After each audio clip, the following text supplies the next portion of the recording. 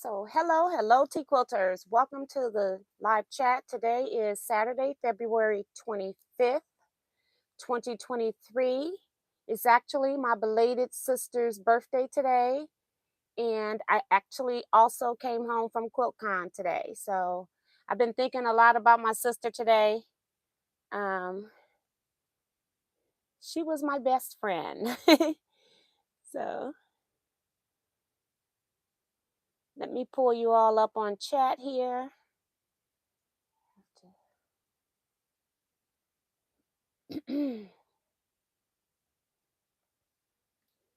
All right.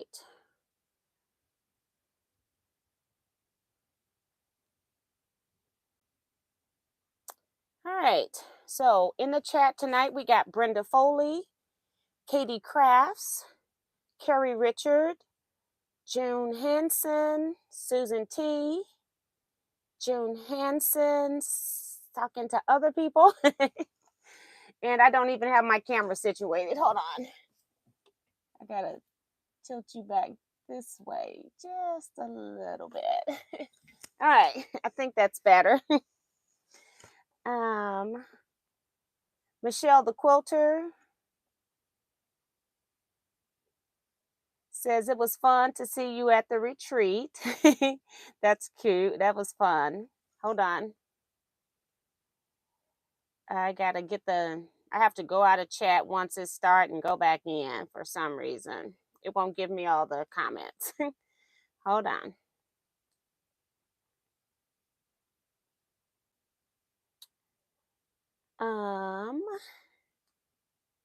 Maddie Barnum saying hello to you and everyone. You've been busy. Judy Smith's here. Vivian Calvi, Diane Roney. I should ask her. I should have asked her how she pronounced her name. If it's Ronnie, I think it's Ronnie, but I'm not sure. Kevin the Quilter, Shirley Kessinger, Phyllis G, Melissa LePage, Joe Carmel Perkins, and Darcy Savali. Shirley Peters is here. Tom Whittick Eckery. Cheryl Knuckles, Sue GSD, and Diane is saying, so glad to have seen you at QuiltCon. Yes, and I'm going to talk about that. And it's always awesome. I saw quite a few of my quilty friends. I was surprised to see one of them. It was funny. I didn't even know she was going. I knew some of the other ones might go, but that was great. It was great to see everyone. So that's what I'm gonna do today. I don't think I'm gonna sew. I haven't been in I packed for a retreat last week, and I still have stuff kind of scattered. I've just started putting stuff up like a half hour ago, and then also coming in from this trip here. So I could sew if I was forced to, but I don't think I'm really ready to sew. But I thought I would just come on and do a chat instead of just, skipping. I could be asleep right now. So I'm going to talk about that. So I think I said Cheryl Knuckles and Sue GSD. If skip back up a little bit, guys, on me. Patricia Priest is here. Blackbird 022. Judy Smith is saying hi to Kevin. Miss Topaz. Deb S. Sheila D. And Linda Denton. Jason Lewis is here. Remo JS. Reminding people to hit the thumbs up to show your love and support. Step out, then step back in. She is the teacher and honest as the day is long. So thank you, Miss Remo. Let's see. Trying to get new people in. Don't want to miss anybody. I think Melina Montoya. I think that's how she says her name. Yeah, y'all, I am exhausted, okay? I was in the bed resting, And when I came home, I thought, I had today I arrived home at 3 p.m. after driving 11 hours. So, yeah. I am tired. I think it was 11 hours. Let's see. It was 10 hours of driving, and then I gained an hour because Atlanta is 1 hour ahead of us. So I think that means I was driving. The road trip took 11 hours. Um, what some of you all don't know that hasn't been on Facebook is that my daughter and Jersey and I did this road trip to Atlanta. So one thing was I wanted, I haven't done like a 8 hour road trip in a long time since COVID. I've been doing more like 5 hour stuff, or if I know I'm gonna be out longer, then I'll have a hotel or something like that. So I wanted my daughter just in case I needed another driver. And my husband still hasn't, he doesn't do much since COVID. He's like, he doesn't really go to restaurants. He only goes to the grocery store. Um, so he's not one of those people that still wants to be out and about a lot. And since he's retired, he's just been more of a homebody. So he doesn't like doing that type of stuff. He's claustrophobic, so he doesn't like being in environments where there are a lot of people. Although the ceilings in this convention center were so high on every floor that I really didn't feel claustrophobic with all the people in there. It was kind of weird because the ceilings were so high. But so I wanted somebody to drive with me. So if she went, that also meant that Jersey had to go. So some of the Teaquilters actually got to see Miss Jersey in person. and And Diane says, you could have stayed with me. Diane, I actually stayed with my friend. I don't know if I introduced my friend because it was so much going on, but I actually stayed with a friend. I have a friend in Atlanta right now. She's going to be there for maybe the next 5 years or so. So I'll keep that in mind, though. She's lived in Atlanta for 30 years. And I think once her husband retires, they're thinking about moving out of Atlanta just because the population is so bad. But let me tell y'all about this trip, okay? We ain't even got to QuiltCon yet. So we start off this trip pretty easy.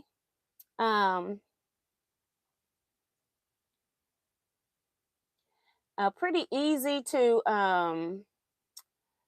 start out. We were in we were past Nashville. We stopped at some place past Nashville.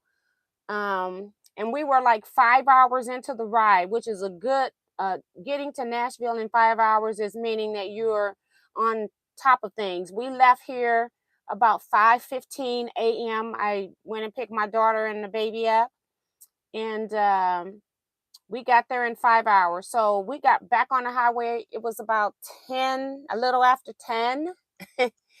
And all of a sudden it seems like we took a break to get gas, and we also got something to eat. And then it just seems like at 10 o'clock it was just like cars were everywhere. And we left on Wednesday, and we got past Nashville going into Chattanooga into Georgia, honey. And it took us 1.5 hours to drive 21 miles. Okay. So I wasn't going straight to my friend's house. I was going to make a detour in another part of Georgia. So I wasn't going straight to Atlanta originally. And so I'm thinking, okay, I can still do this, not thinking about the time change when I got into the Eastern time zone, which was coming up once I crossed that Georgia state line. And yeah, so we got into Atlanta, then that put us into Atlanta during rush hour traffic. Okay. And once we got into that, it was another hour in that traffic, just kind of inching along, not really driving. We're moving, but not a whole lot. And then I realized that I wasn't going to be able to make it to the person's house I was trying to get to because it was an hour and a half away from Atlanta. And it was saying on my GPS that I would get there at 7:30 p.m., which I'm inching along on the highway. So there was no way I was going to get there at 7:30 p.m. And so I had to end up canceling or rescheduling that. I just canceled for that night. and then said I'd try to get with that person later. And it was going to be really tough because I had only 2 days in Atlanta to do the quilt show, and then I was coming back. And so I went to my friend's house. We got to her house almost 8 p.m. Okay. And of course, she's trying to feed us. We did not stop to eat. I wasn't really hungry. I think my daughter and my daughter went back with my friend, and they went to Wendy's because um, it went to Wendy's, and my daughter got something. I just said, just give me some fries, and I think my friend had some of the raw shrimp, the cocktail shrimp, not raw shrimp, cocktail shrimp. And so I ate that with just some fries. I'm not a real picky eater, especially when I'm on excursions. I'm one of those people I can eat on the go and eat whatever. So it doesn't matter to me what I eat. But I was so tired. So I went to bed, still not sure what I was going to do about the missed appointment that I had Wednesday night. So next day we're going um to the QuiltCon. Now, I had such a horrible time driving. It took me 14 hours to get from St. Louis to Atlanta. And I wasn't keen on driving. So my friend graciously drove us downtown because she knows the area, know the street, know where we can park. And we were only like 2 blocks away from the convention center, and it was only $10 to park. So that was a good rate and a good location to walk. And so I really appreciate her. She actually drove us both days. So I was really, really appreciative of that so that I didn't have to drive in Atlanta's traffic anymore. Because I'm telling you, I am never, ever in my whole entire life going to drive in Atlanta's traffic anymore.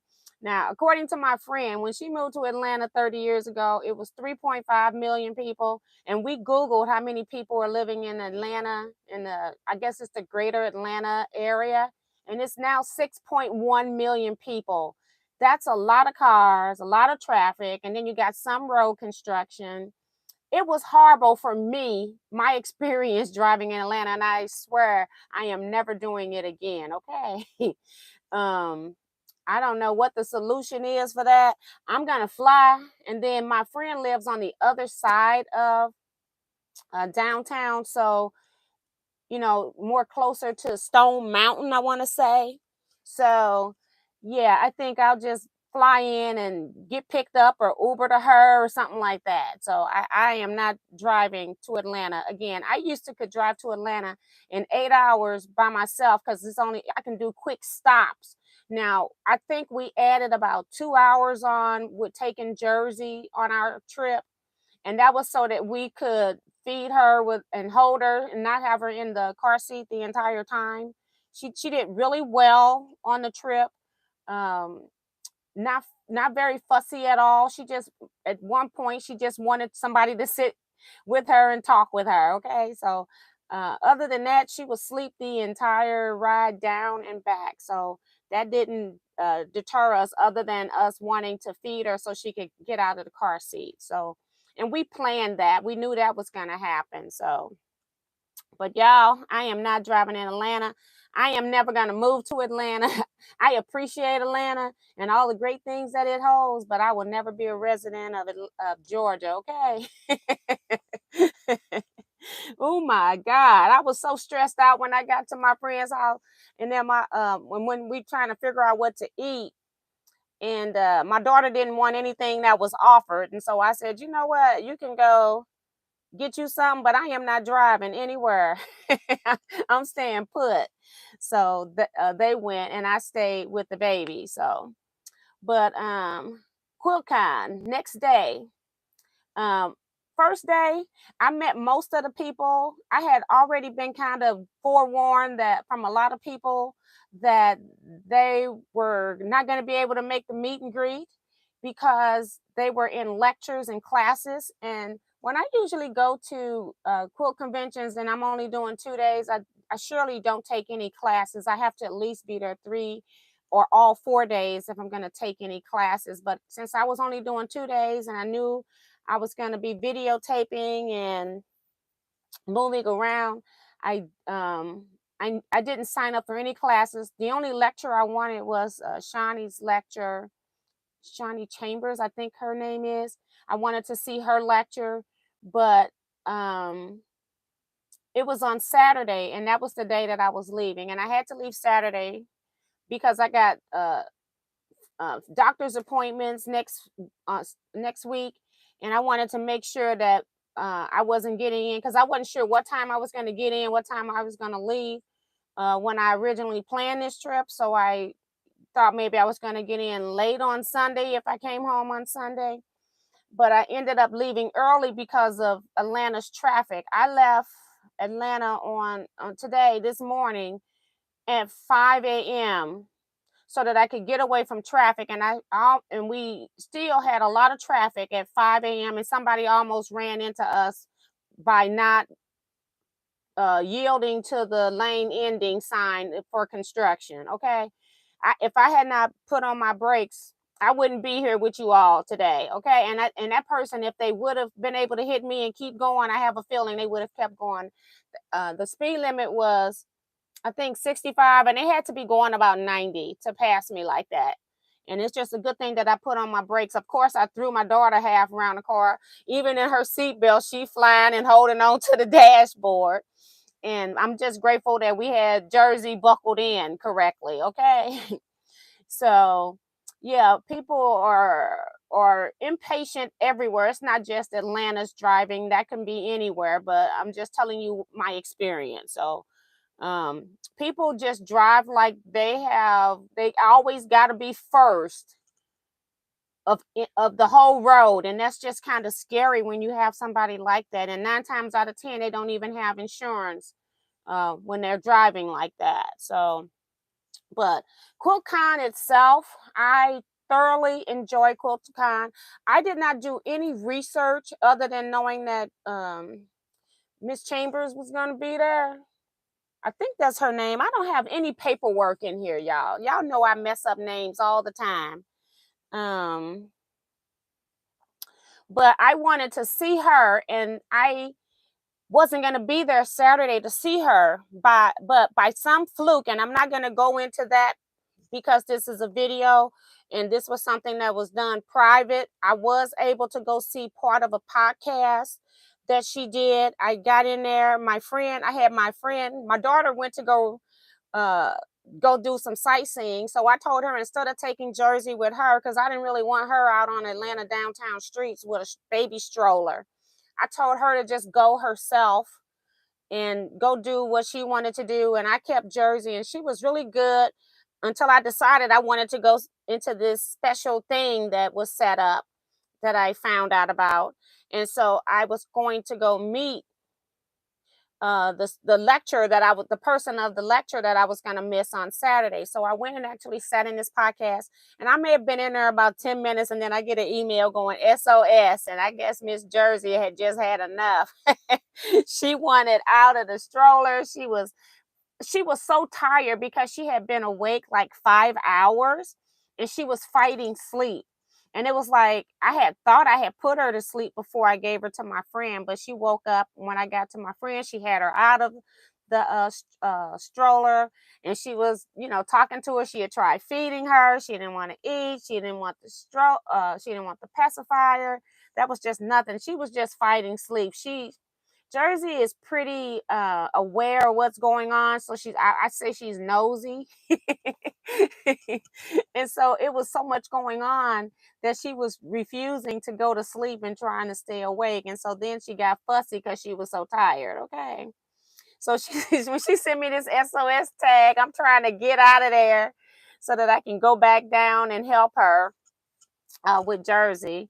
And so I only got to see part of it, but what I did here was really good. I like her thought process and things like that, things she was talking about. And I met a lot of Teaquilters on as I was walking around on Thursday and Friday. I met 20, I stopped counting, 27, that was 28, and then 29, 30.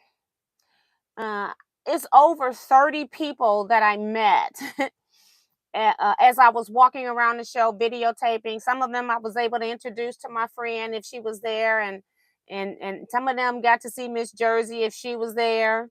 So I got to also, it was over 30 because I got to meet So Becca for the first time in person. She couldn't make the meetup. She was going to try to come early. She didn't see me when I was sitting in the area. For some reason, when she came back, she didn't see me.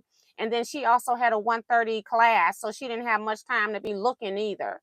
So I actually bumped into her walking around Friday afternoon. So that was really cool. And she was with a group of quilters that I got introduced to. So that was really awesome. And it's just always nice to meet somebody in person. And my daughter and my friend, they were so over Teaquilts. I had so many people. Is that T? Or you tear Teaquilts? And it takes my daughter to come on here and do the little reenactment. I said, y'all, it's a shame that I walked in with two haters in an entourage. But they were just joking. They said we got to keep her grounded. That's all. But they were joking with some of the tea quilters as well. But I enjoyed meeting everybody that I met. You all can see that I'm hoarse. Atlanta's weather, they already had their cherry blossoms are blooming down there. There's flowers up already. We had a weather in the 80s some days, 70s, and then it rained Friday, but it still was humid, and I didn't even need my jacket other than when I was just had my hoodie on for the rain. So but Atlanta had beautiful weather for this event. I don't know what happened today, but once you're inside, right? So I enjoyed Atlanta's temperatures. I came back home to like 48 degrees. And so, yeah, it was a little breezy. But I had a great time at QuiltCon. I was pleasantly surprised. Like I said, I did not look at a lot um, of the pre-information, so I didn't know what was going on. I really didn't even know what building I was going in. So they had very good signage outside telling you where you needed to go. It was actually in the Atlanta Mart Convention Center, and it was in building number 2. It's still going on. If you're in Atlanta and want to go for a day or something, they still got tomorrow available for you. If you're in that area, or you're where you can drive a couple hours maybe and go see it, it's well worth it. And I've been to Paducah's Quilt Show, and they've had the whole entire hotel convention center. When the Holiday Inn was attached to the convention center, it was filled. That's was the largest quilt show that I've ever been to. But this place, I don't know if it was as big or bigger or whatever, but they had 4 floors of space that they were using. The top floor was mostly lectures and classes. And then the other 3 floors, they had 3 floors of vendors and quilts. The 3rd floor was all quilts. The 1st and 2nd floor the 1st floor had like your exhibit quilts from your main lectures and stuff like that, a lot of vendors. Then they had like your best of show and things like that on the 1st floor. And the 2nd floor had more exhibits, like special exhibits on there as well, and then some quilts as well. We went up to that 3rd floor. I thought I was going to die. I have never had to go up and down so many aisles to see so many quilts. So I was amazed at how many quilts were sent in. And I love that, because that means that we're getting back into quilting now. So I felt like in Paducah it wasn't as many quilts. They didn't use it last year. And so for a whole nother year to pass, so I'm really interested in seeing how Paducah is going to look this year, and seeing if they've got everything back up, because they were down one complete room that had quilt exhibits. And then they were also had less quilt in the bubble. They put up a big tent as another area in Paducah to show quilts and exhibits and vendors. And so that place was not packed last year. They tried to make it look full, but if you're somebody that visits Paducah every year, you know what was missing. And somebody that was visiting Paducah for the first year, you wouldn't have known anything. You would have just had a great time. It's not that I didn't have a great time. I did have a great time, but it's like I'm an experienced person that's been to their show every year, so I know what their show looks like. Um, they had a lot of quilts. I was pleasantly surprised, and they had a lot of bed-size quilts. It extended from the front to the back, and then even wrapped around to the other side. They had a lot of different categories of modern quilts. What I was pleasantly surprised, and this is the first time I've ever seen this at a national quilt convention, is that um, one of the Quilt Guild Brown Sugars Stitchers Guild in Atlanta, when they found out that the Modern Quilt Guild was coming to their city, because they're claiming their city, they contacted them to see what they could do with them coming in. And so, with collaboration between both entities, there was a lot of African American instructors, a lot of African American lecturers, a lot of African American exhibits. And there were quilts that were scattered throughout on they had like, I don't know if they came up with subject areas or whatnot, but there was certain things that were subject areas. And you're going to see all of that on my video. And some things was like somebody might have made a vote quilt, but if you don't read the tag, sometimes you may not understand what somebody's quilt is.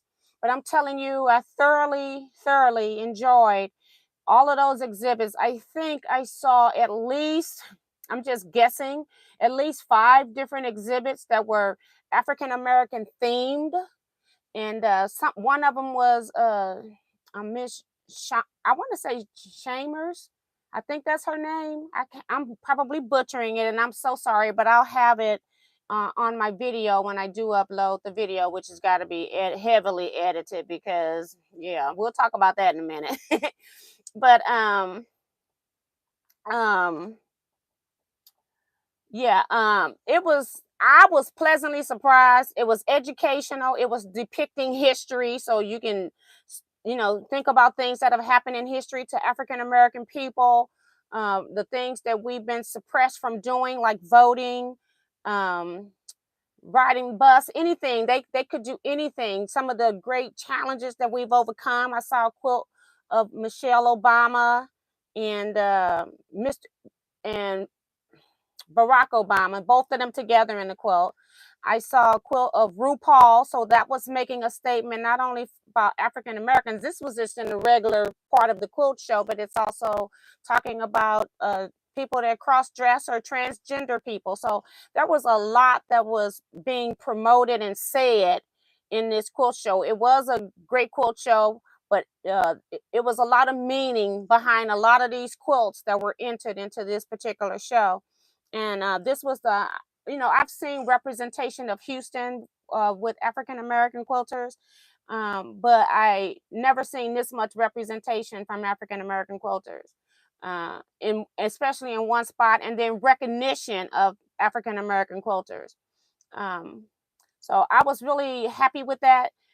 And it wasn't to say that it was an African American quilt show, because it was still balanced on the other end with the other quilts that were there.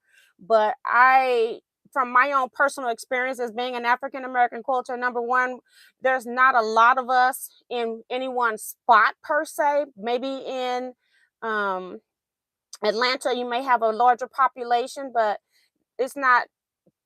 I don't see a whole lot of us available to even form groups in our own cities and stuff. So it was great that Atlanta has done that.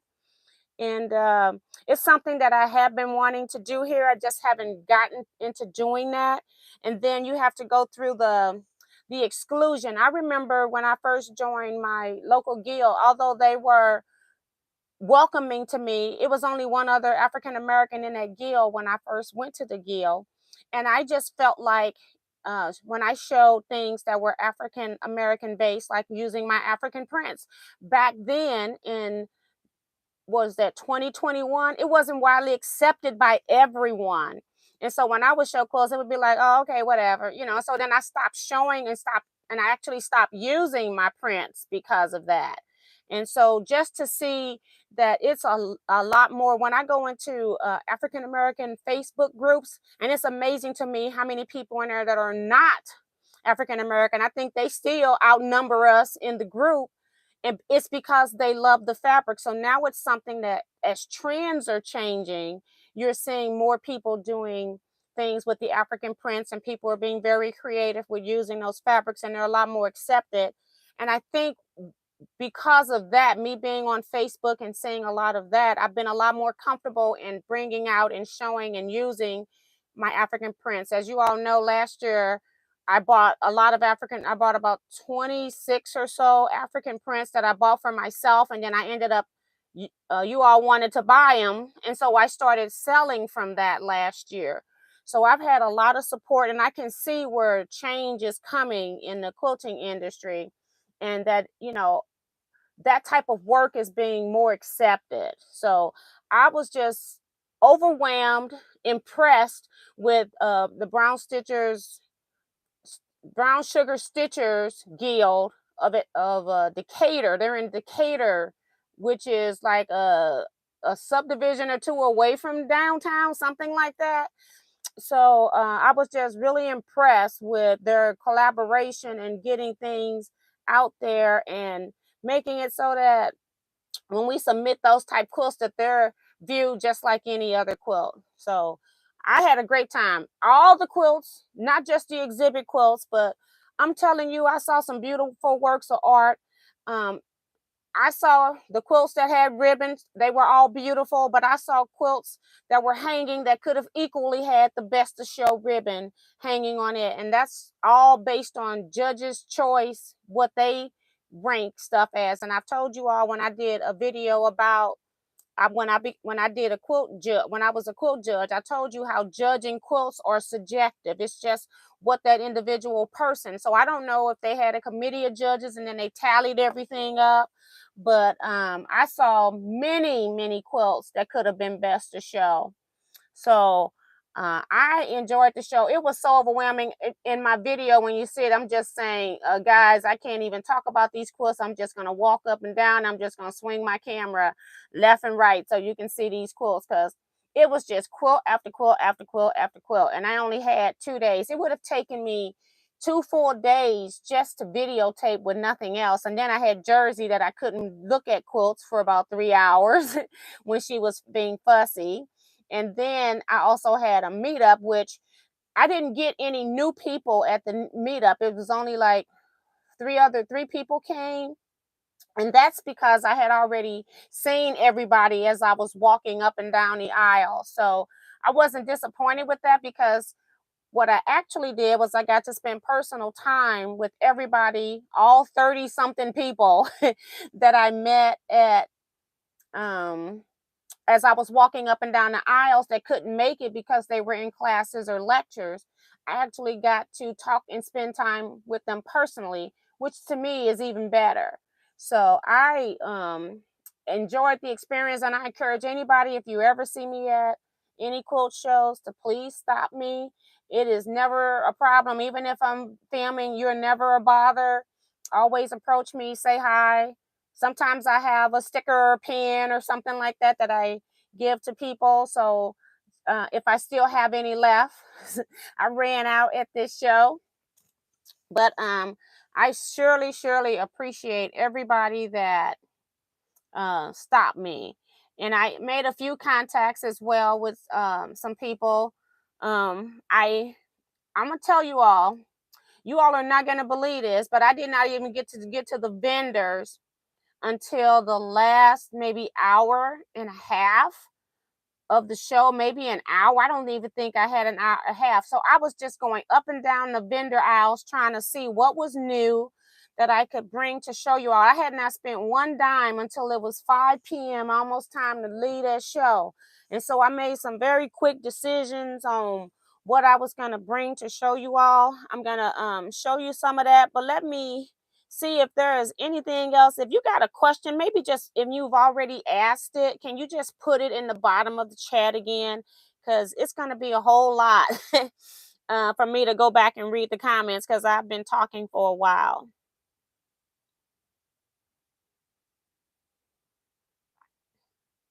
I see where Remo is saying that Ebony Ludd had said the same thing as you're saying. And she was the one person that I didn't see. I saw Ebony Love in Houston in 2019 when I went. And, I think some coordination of class, like when they're doing, they have like a little free area where they do demos or presentations that last about 10-15 minutes. And she was doing one of those, and they need people to work with them because I ended up having to volunteer my services to her to help her take all this stuff back up to the education area. They have a place where they can store things that they're bringing to do classes and lectures with, so that they don't have to be worrying about where it's at the whole time, and then they don't have to pay for a check-in spot at the at the entry to the convention center. So but yeah, I've met Ebony Love once, but I didn't see her walking around. But that's not, she could have been busy in classes, busy with lectures, and she could have been in different parts. Like I said, there was 4 complete floors to this convention center, and they were huge. They were not no small areas either, so it was a lot. Remo is reminding people to hit the thumbs up. Peggy says, wow, sounds like an awesome show. Looking forward to your video. I went with my daughter and my friend. My friend is a professional videographer, okay? Now, I don't know if she's ever looked at any of my Teaquilts videos, and you know how I try to get it done because she didn't understand either that there was going to be so many quilts. She's probably thinking she's going to be doing 50 quilts and that's it. And she starts off trying to be my videographer, okay? So she's following me around. She's got all her professional equipment. And then I'm like talking, and she goes, you got to wait till I tell you to start. And I'm like, hello? I just walk and talk. It's like, and then I'm crying, laughing so hard. And I'm sleepy. My eyes are tired. But so it was a lot of that, her getting her shot in so she can get the right shot.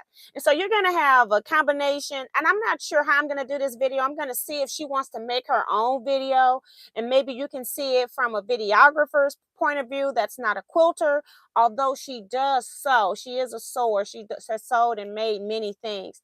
And maybe I should just go ahead and do mine. However, you will be missing some quilts on mine if I let her do her. So we're going to see what we come up with. She has given me all of her footage as well. But I think it would be cute for you all to see from a non-sewer's perspective. And then, of course, she knows how to do all the fancy edits. I don't. And she said she had taken out some of the stuff where it was dead space in the video already. So I haven't looked at anything. So I've got all of her files. I've got all of my files. And it's like, I don't know what these videos are going to look like. So this is something totally out of my realm, because I'm not used to anybody trying to take me. I'm not used to somebody like waiting for me to say start. And then I do like 20 minutes of video, because that's what my camera will do, like up to 25 minutes. So I always try to stop somewhere between 20 and 25. So I do about 20 minutes of recording. And she was basically, I do 1 or 2 quilts, and then she have to stop, and because her camera was heavy, or she have to pull out her tripod, and carrying the tripod was heavy. It was like, it was comical from my point of view. She has no idea, because I just walk randomly up and y'all know how I wander up and down aisles, and I'm just talking like I'm talking to myself about these quilts. And then if I see something interesting, I go up and I go, oh, well, look at this quilting. It's this. Or look at this technique. They got beads in here. Can you see that? Or they used a different color thread. Or they use machine and hand quilting. Well, this was hilarious, trying to do this with somebody videotaping you that's trying to make it like you're doing a professional recording. And it's like, that's not my style, but she didn't understand that. So it was hilarious. So it's going to be interesting. So I'm thinking what I might do is just have her do her video that she does. And then I'll just give you whatever on my camera. Although it's going to be weird either way, because it's a lot. It's a lot. It's either going to be a 2-hour video, or it's going to be part some of it over here and some of it over there. So because when she was recording me, I stopped recording myself, and then when she was doing something else or went to the restroom, then I put my camera back on and I do my regular way that I do my recording. So it's going to be interesting. So I'm not looking forward to this edit. I also have retreat show and tell that I have not done the edits for, so I still have to do that. Thank you, Dee Dee Hans. She says Dr. Shawnee Kimber is featured in the QuiltCon magazine. Thank you, because I had her name. I don't know where I got the last C name from. I don't know where I was getting that from. So thank you. I appreciate that, Dee Dee, because I knew somebody in here would give it to me right. Because I'm always butchering people names, and you got to remember, I just came off the highway. I've got at 3 p.m. My daughter had to get home, and I had to unload my car. We had to unload hers, and then we had to I'm trying to take a break. So I actually got to my house at 3 p.m. straight off the highway, and then still had to take her. She's about additional 15 minutes away from me, 10 to 15 minutes. But yeah, so it's been a long day. I've slept good when I went to bed because I was so tired. But I do have some sinus issues going on now. I have talked to a lot of people, so I've been talking for 2 days at the show doing the videotaping. So yeah, I had a great time. It was a wonderful experience. I have no idea how it's going to show on video, but I tried to show you as much as I could. Um, am I going to Branson next month? That answer would be no. I was not one that was gonna go to the Branson show. That was Kevin. Kevin, he loves to support the state of Missouri, and I like that about him. Kevin gets me hooked up into these Missouri things, and so he said, "This is their first time coming to Branson. We got to go and make sure we show our support because AQS is now in the state of Missouri." So I did that. And I did that once, and I did enjoy the show. It was again, people were that was in March of last year, so people were still afraid of coming out. And they tend to do, I think, 2 or 3 years in each city before they move on. They have a contract with those places. So I just decided I wasn't going to go to Branson. I did enjoy it, but most of the quilts and stuff that you're going to see in Branson are going to be the same quilts that you're going to see. Most of them are going to be the same quilts in the AQS show in Paducah. And Branson is like 5 hour drive away from me, and Paducah is like a 2.5, 2 hours, 45-minute ride from me, and I don't even have to stop. So I tend to do the Paducah one because it's closer to me, not because it's not just going to Branson because it's in my home state. My state is wide and long, and it takes a long time for me to get to things in Missouri, longer than it would take for me to go to Illinois or Kentucky, which is weird and sad, isn't it? But that's what I am going to end up doing. I'm going to the AQS show in Paducah, Kentucky this year, last week of April. Kevin says, slap happy tea. I hope not. Rose says, I think quilt sponsor should be advertisement in the north. I would have gone to see this quilt shows. I think they move around the country, like especially AQS. They're moving throughout all the states eventually. I think they're just making their way, and they also got to have places where they can hold the large number of people that they're going to need. And they're also got to make sure that the place has enough hotels for people, so people are not driving an hour to go back to go to their hotels. Because if people got to go back to get in hotels, then they're going to most likely go home. Like me, I just do Paducah one day. Since it's 2.5 hours away from me, I do everything in one day. I get up at 6 a.m. The show opens at 9, and I just start running through what I got to do. And hotels are hard to get in Paducah. And then most times you're going to get a hotel, you're going to be in the lower line of hotels. You're not going to get no AAA hotels, no AA hotels. You're going to be getting the motels. And I don't like motels, especially when I'm by myself. Most motels have outside doors, or they don't have anybody manning the check-in 24 hours. And so I don't like those type of hotels, so I don't stay in those. But I just come on home. I just do what I got to do. I hit all the places I need to go to. And then I just come on. I eat after the show. I don't worry about eating. I take like some stuff I can snack on. They do have like a little vendor thing outside where you can go get like some curly fries or some ice cream, strawberry shortcake, ice cream stuff. I get something like that. I'm not trying to get something that's going to get me full. I'm not looking for a full meal. When I'm on a quilt show, I'm on a mission. I don't care about food overall. I just make sure I have bottled water in my backpack, and I keep it moving because I got so many things to do. And that's where Kevin and I, we kind of mesh up well with that. And so it works for us. We don't have to sit down for, um, an hour to have lunch, because sometimes you can't even find a place to sit to eat. So let's see if anybody else has any questions.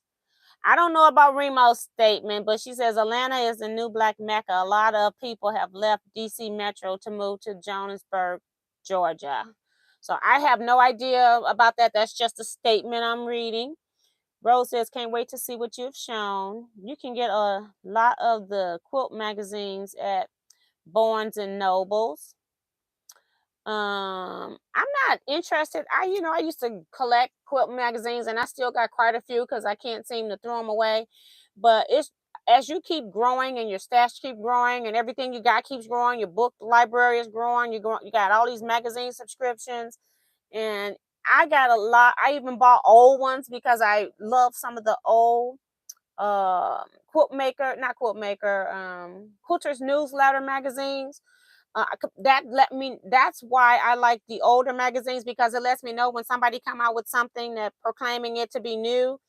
It's the same thing that's in an old magazine, just updated fabrics or updated techniques.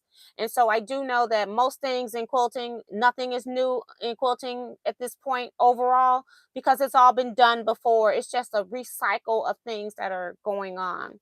So I do have a lot of magazines. So I choose not to subscribe to magazines. I don't actually pay for any subscriptions, except that I'm a member of AQS and they send a quarterly magazine. Also, I have one of my persons in my scrap quilting club gives me a subscription to Quiltmaker magazine. She pays for it every year, and that's how I get a magazine every other month. But as far as me paying for a magazine straight out, I just can't do it, because it's just something else I got to figure out how to store, because I'm not going to want to pitch it. I don't even want to pitch the old ones that I'm not looking at right now, but I like looking at them to go back and do reference with. So I just try not to do that. So I did see where they had quilt magazine stands were there to sell stuff, and I just chose not to partake of that. So yeah.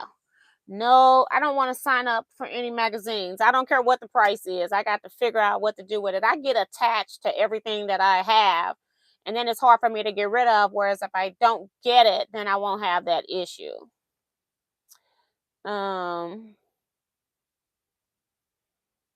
T Bailey 4051 is asking about your blue and yellow quilt behind you. The blue and yellow quilt behind me is intercepted with my part of my boho heart sew along. This is a very simple pattern that I highly recommend. It's a great way of mixing a small number. I think it's only 7 or 8 fat quarters for this quilt. And it's called the Yellow Brick Road. I don't have the pattern on my site for sale, but it was one of my first quilts I did. It's the only quilt I have where I have the quilt 100% cotton quilt batting that you had to quilt 1/4 of an inch apart, and I love it. I'm probably ruining it using it as a curtain, but I made my room match this. But I love when it wash. It has a very nice texture, and I'm all about texture, how stuff feel. And I love that batting. And then that was when I first started quilting, and I had bought the batting, and then I was afraid of using it, so I never used it because I had to quilt 1/4 of an inch apart, and it's like, oh my gosh. But when I got good with quilting on my home machine, then I went on ahead and started using that bat. And then by the time I started using the bat, had changed, so they didn't even sell it anymore. But yeah, so battings have changed over time as well. But I love the way that quilt washes up. Um, let's see who's next. Joy Creations is reminding people to hit the thumbs up as well. How would you rank this show compared to all the others? Um, it's I would say that the Quilt Festival is still a good show to go to. Um, I would rank this particular one, I would rank it second in a way. I don't know. I don't know. Because you got three, I would say my top three are going to be Quilt Festival, AQS, and this modern quilt show. Now, I'm not going to rank it first because this was my first time going. This was also the first time that any national, international quilt show has been kind of challenged to incorporate other stuff that's not normal, that wouldn't have been incorporated into other shows. We support a lot, but we don't get support back. I also find from a business perspective that sometimes Black businesses don't get the same things as other people, other races in business. And so that's why I always treasure and love the people that I am affiliated with, that I sell their products and they're willing to work with me like I'm a big company. And so they're just not only working with, say, somebody like Quilting a Day or Jordan's Fabrics or Pancakes of Paducah, who can buy large quantities of things. I love it when I can get a company that will work with me as a small business. So I appreciate this modern quilt show. This was my first time going, so I won't rank them as being my best show. I just like what I saw. I love what I saw. And if that had been in any other show, I would have loved it there too. You know what I'm saying? Uh, the quilts are of a different caliber as far as them being. I'm a more traditional type quilter. They have more space, but I'm telling you, I loved a lot of the quilts. I'd say about 80% of the quilts in this show, I actually love the quilts. So it's not about the style of quilting either. So it was a great representation. A lot of the quilts could have been put into a regular traditional quilt show. Um, I think it's, again, modern quilting is still kind of suggestive to me to a certain extent. I know that they have what they define to be modern quilting, and a lot of it is coming straight from the traditional side. The biggest thing I see is most of it is it's just taking a traditional block and making, like, say, a log cabin and making it a wonky log cabin, or maybe making a very huge one quilt wonky log cabin, or maybe putting some white background space inside the log cabins as you're going around. They do a little twist to it, but most of it is still coming from the traditional side, with the intent that they've got more uh, white space, as I would call it, and not necessarily being a white background, but just more background. Whatever color your background is, you've got more of it than in a normal, per se, traditional quilt. But that's subjective too. So, it's hard for me to. I'm not in a modern quilting guild, so I can't tell you how they classify what makes a modern quilt. But just from my outward looking appearance, it's still just regular quilting, and they probably have done some twist on it. And in some of their exhibits that I show, like they had X marks the spot was one of their exhibits, and so people were making quilts with X's. And some of them are suggestive, some of them are just traditional quilt blocks that are made into X's. So it's all in what you're submitting and what you feel you want to do. You're still doing your own thing. So I I can't rate them. I know that Quilt Festival for me is number one. I just always have loved Houston. I feel like there's so many places that you can stay. If the host hotels mostly are always sold out. And then when you start trying to go to other hotels, you're going to be spending $350, $400 a night to stay in any downtown metropolitan major cities. And I'm not going to do that. And so Houston has a lot of subdivisions that you can catch their public rail system down to the downtown area. You're just walking a few blocks. If you're already going to walk a convention on concrete, you may as well just walk a few blocks outside as well. And you can get like Airbnbs that are close. And then if you want to take the public system, you can. If you want to pay for parking, you can. So you got choices on how you can do that. So I don't feel like I've never driven in downtown Houston around the show, but we did drive. I think I was with Eric Oda and a friend of mine, and Eric drove one day. We on the last day we were so tired. I said, Eric, my feet hurt just to walk to this thing, and then to walk from the train to get to the train, and then from the train to the center. Because on the final day, what I do is on my other days, I'm going around looking at vendors and seeing what I want to buy. And then I don't want to buy, say I need a new rotary cutter. I don't want to buy a rotary cutter at the first vendor I go to. Maybe the rotary cutter is $50. And as I'm going down, maybe somebody got the same rotary cutter, and then it's their show special, because most of your national shows, you only can have one show special at AQS and sometimes Quilt Festival, I think. I can't remember right now. But then say if it's somebody's show special and they've got it for 10 or 20% off. So now it's cheaper over here, but I bought it at vendor number 100, and vendor number 1000 has it on sale. So I just tend to walk up and down. If I'm going to make a major purchase, like when I bought my Butler system, I go and I talk to those people. I talk to them on the first day I get there. If I'm already knowing that I'm going to purchase this, because I've already done my home research on that if I'm making a large purchase. And I almost made a large purchase this time. I'm going to show you what I bought today too, so y'all hang in here. And I want to go up and down. I want to talk to vendors, especially if I know I'm going to make a large purchase. I want to see what type of customer service am I going to get. I don't just lay $30,000 in somebody's hand and not know what I'm going to get from them. And part of that customer service is starting right here at this show. Okay, they may not know it, but it is for me. And so when I come talk to you on day one, I'm just putting my little toe out there, talking to somebody, seeing how they respond. Especially when it's a high-end product. I go to quilt shows comfortable.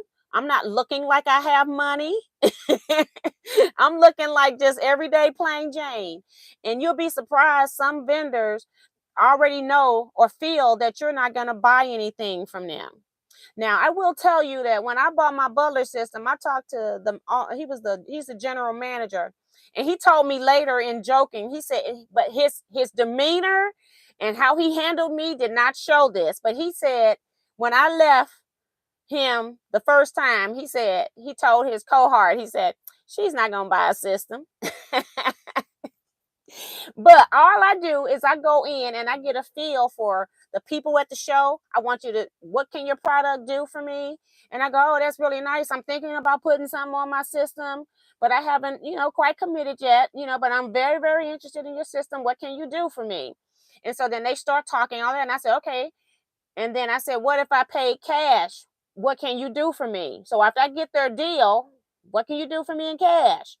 And then I so I can pick it up today. Is there anything like that? If I can take it home with me today? Because some people, sometimes they have to mail it to you, and that's going to cost them more money. Well, maybe they'll knock off the shipping costs. You never know. You got to talk to these people.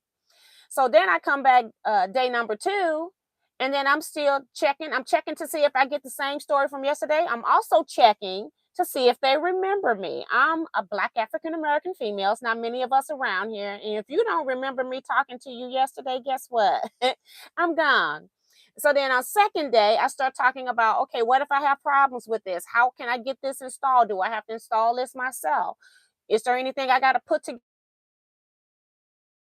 You need to know all of that before you get a box for a desk, a new sewing table, and it's a gazillion pieces, and you don't want to put that together. So I asked then the more detailed questions. I still don't commit right then. I say, okay, I'm going to walk around the show. I'm going to be here all day. I'll let you know something before I leave. And then that's what I do. I go to that vendor 2 or 3 times before I'm going to lay out a lot of money. And that's how I'm figuring out what their customer service is. How are you talking to me today?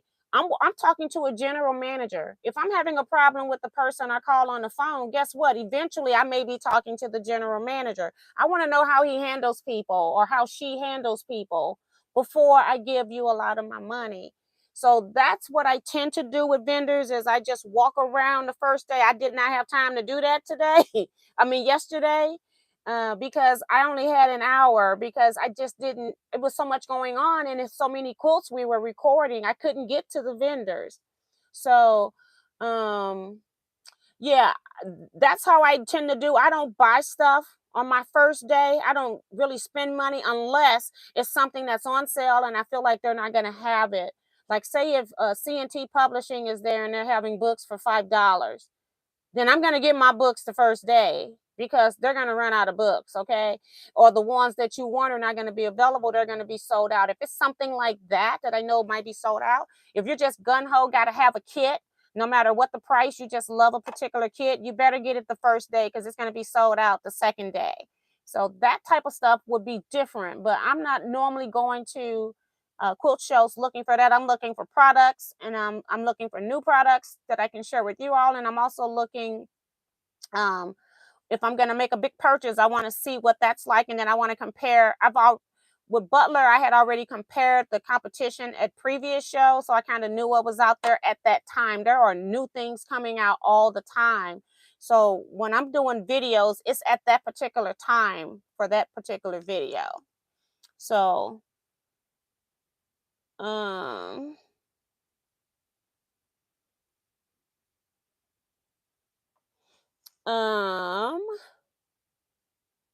Anne is saying that the Mid-Atlantic Quilt Festival is this weekend in Hampton, Virginia. So that's good to know for people in that part of the country. Let me show you what I got before we go any further. People are saying good tips about the vendors. I went all out on day one. That's Ninja Nisi. It's just I couldn't help myself, right? But if it's something like there were kits that were really pretty quilts, and some of them were reasonably priced, and some of them were overpriced.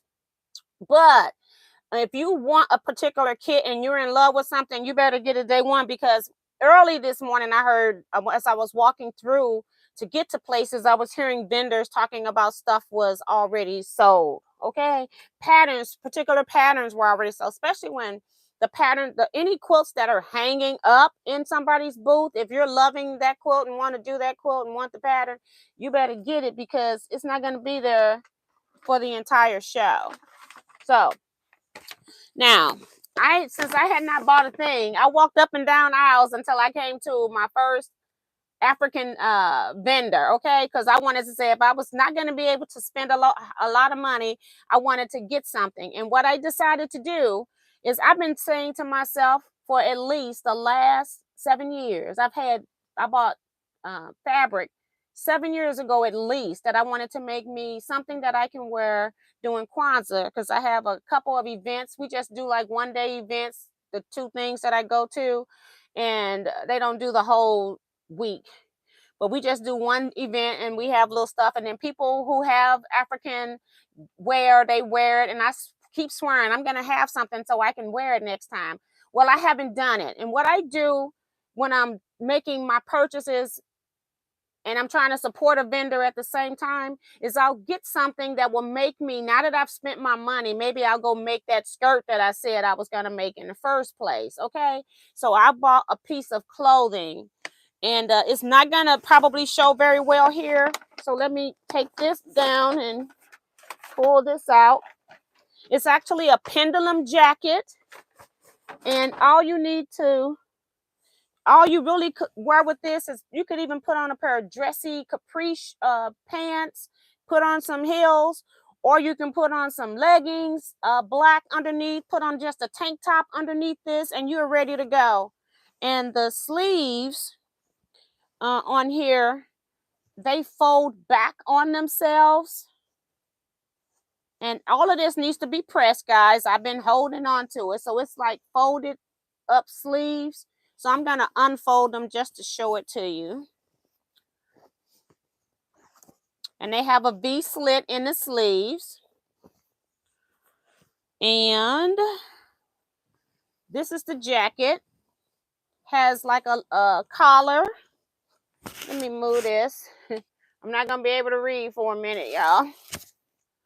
But it has a pendulum. It's a swing. It's like a jacket. And so it's a pendulum. It's down a little bit more in the back. It kind of even, but it looks, when it's on, it just comes to your mid thighs. So if you want something that's going to be a cover up, this is it. And then it has these type of buttons on it right here. And it has how many of those? 1, 2, 3, 4 of those. And this jacket here will take a lot of yardage to make. So I didn't mind paying for this. Y'all know I love bright colors. My friend I was with, she says, well, it's pretty busy. I say, good. Then that means it's nice. I like bright stuff. And so I happen to have on black pants too. So that's how I know it's going to look really pretty with black underneath. This jacket, I want to say they took the price off of it, but I want to say it was $85. But say if I was buying yardage for this probably would be about 4 yards of fabric.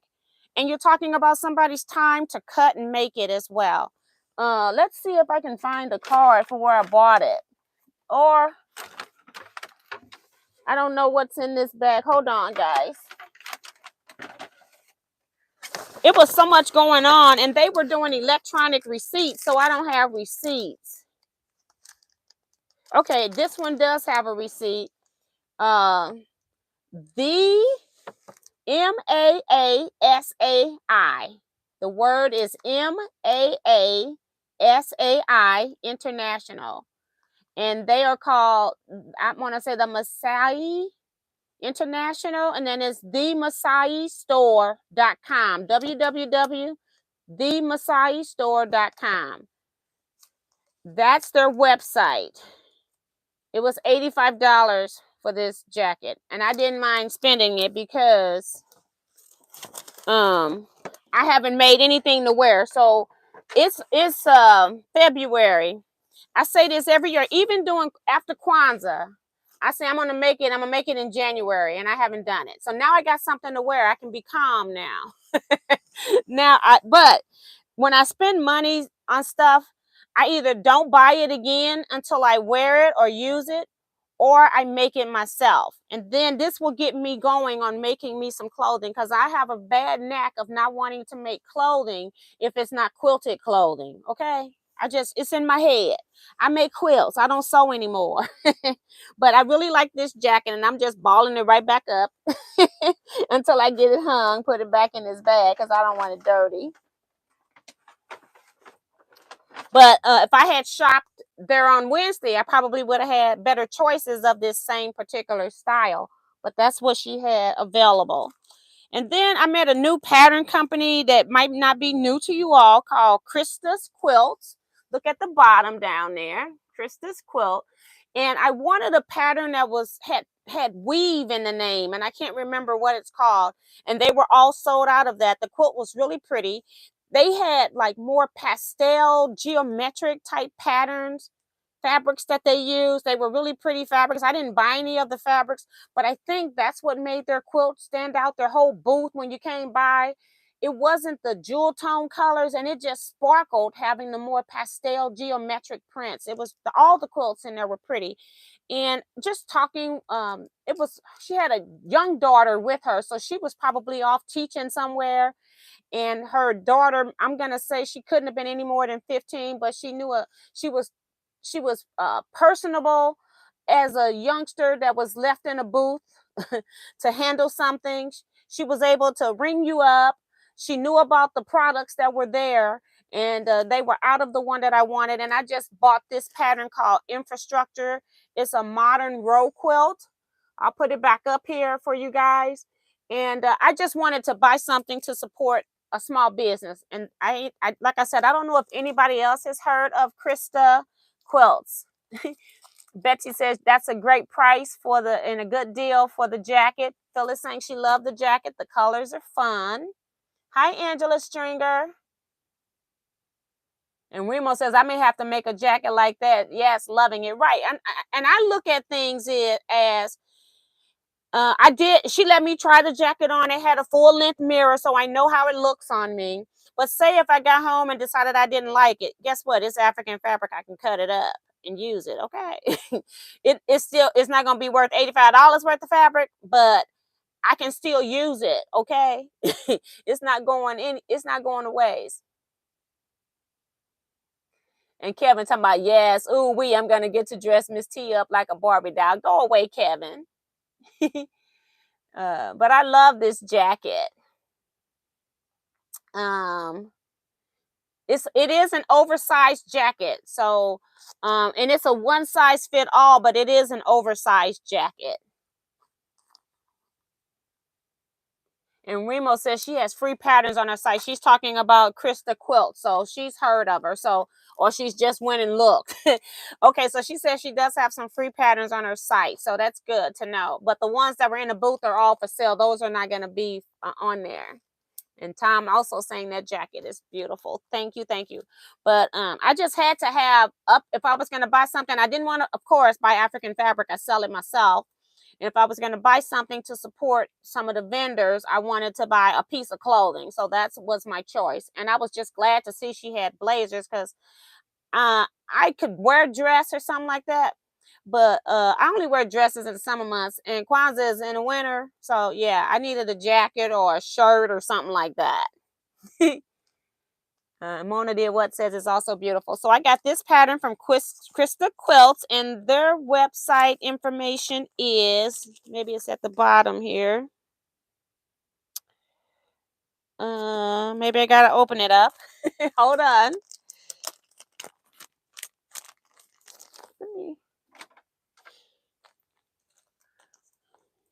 I didn't get bags. I got, like, when I got the first bag, because I hadn't done any shopping, then I just tend to put stuff in the other bags until it's not going to work. So,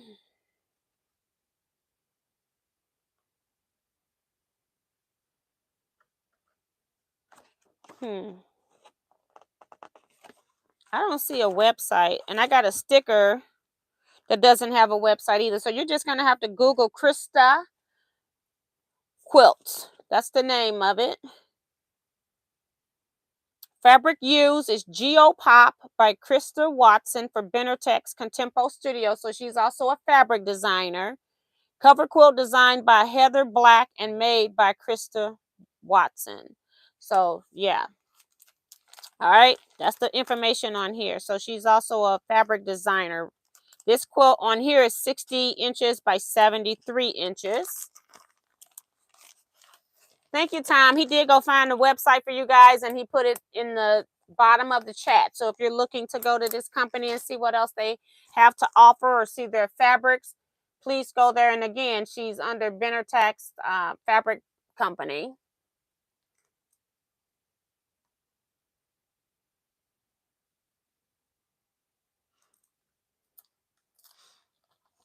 And Angela's saying, cut it up. We must be sisters. My mom cut up her clothing for gifts, laughing out loud. Yeah, I like I said, if I decide later I want to make it, and then I also got it now, and I can also make a pattern from it if I want to do it again for myself, not to sell, but and if I want to do it in a different print or something like that. So it's so many things that I can do with it now. So I only bought 4 things, guys. So you already saw 2. I'm going to show you this next thing I got, which was very strange. Is I ran into a company, the finest threads from Scanfield Organics. And it starts with the finest fibers. And she told me where they were from. And I got to go read and remember now. Because like I said, I started only prepping for this a half hour before. I wasn't even sure if I was going to do a live. But I'm like, let's go do a live. I feel great today. Even though I'm tired. Let me see if it says on here. It starts in another country where they make this thread. See if it's on the box. Made in the Netherlands. Yes, I knew. I don't know why I couldn't remember that. Made in the Netherlands. But it says it's an earth-friendly thread dyed and coated with natural solutions that are biodegradable and free of impurities. So mercerized, low in length, smooth and strong, will not shrink or bleed with washing, precision wound, even tension, no knots, great for all experience levels. Now, I bought the thread that they use for piecing. They also have a heavier weight thread that you can use for quilting. And also, they also showed some samples where they had used the decorative stitching on the machine. So if you had a machine that you could use the piecing thread, and if it was doing double stitching, then it also got thicker, like the thicker thread. But this is a 50 weight 2-ply. And what I did in order to test this out for you guys, in case you all see this or want to get this, they're not in any stores yet. They're going through all of they came to Quilt Festival last year, and the Quilt Market last year, where they introduced this product. So it's not in any stores yet. So they're just going to all the national quilt shows, and they're getting their product out. Now, I did talk to her and tell her that I had a website, and I said, because I wasn't going to buy anything originally, and I said, you know what, I'll go ahead and buy some neutral colors so that I can do this. So they had like neutral tans, which are these. And then they also had neutral grays. And so what I did, I got a 3-spool. They have 500 yards each on each spool. This is how their spool looks. And I'll let you see this box so you can see how it's spelled as well. And I'm going to piece on this. Now, y'all know I use big cone threads to sew. I didn't even ask if they were going to have that, but I see in this brochure, I'm sure they probably had them up there, and I was talking to the lady and didn't notice because, like I said, I only had an hour to shop. So they do have big spools. Now, these 3 spools of thread, I want to say they were $25. Like that. I think they were $25. And you could have gotten like a bigger thing and paid like, I think 8 spools for $50 or something. But I just wanted to test the thread for you guys. I wasn't going to buy it at first. I was just going to get the information and test it out for you all. But let me put their packaging is even organic because it's cardstock. But this is the company name. I just want you to see it in case I am not pronouncing it right. Scanfil, SCANFIL, in case you're having difficulty reading that. Organics. Okay, so that's the name of the song. I will be sewing with this thread to test it for you guys. I'm going to be doing some piecing because I don't want to do any quilting with it on my long arm. I like my long arm thread. So I will be doing some piecing with this, and then I'll let you know when I'm using it or as I'm using it, how it's going. If it's breaking thread, if it's breaking thread in my Bernina, then I'm gonna try it on a different machine to see if it breaks thread on that machine.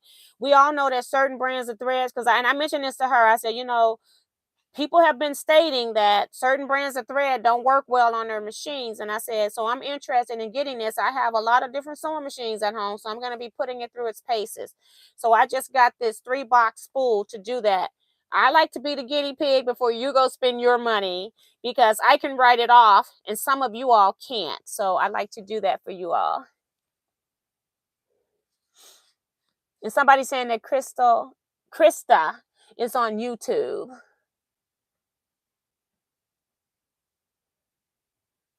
Okay, and so she's saying, Liz Wilson is saying the African store is in Atlanta, Georgia. So that's good to know too. That it's. I did ask her where she was located, and I think she did tell me that, but I just forgot to share that information with you all. But I did ask her that. She is. I don't know an immigrant. Because she does have an accent that's African. So I think she's like first or second family immigrant into the USA. Good night, Craft with Love. So yeah, I'm gonna be trying this out. So you all stay tuned. That's gonna be I'm going to be sewing with it. I could be sewing with it on live sewing chats. And then I'll do just a follow-up video real quick on it since I've already talked about the product, and then just let you know what my thoughts are on it. Okay. Because a lot of people are wanting to get into things that are more organic. So they don't use any dyes and chemicals to dye their spool. So it says it's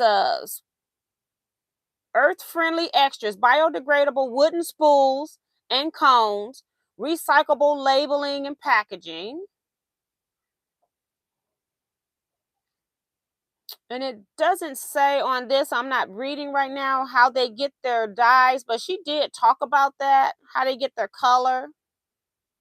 But she didn't talk about that, but I'm assuming that they're using like fruits and nature items to dye the stuff with, but it's still saying that it's that it won't bleed.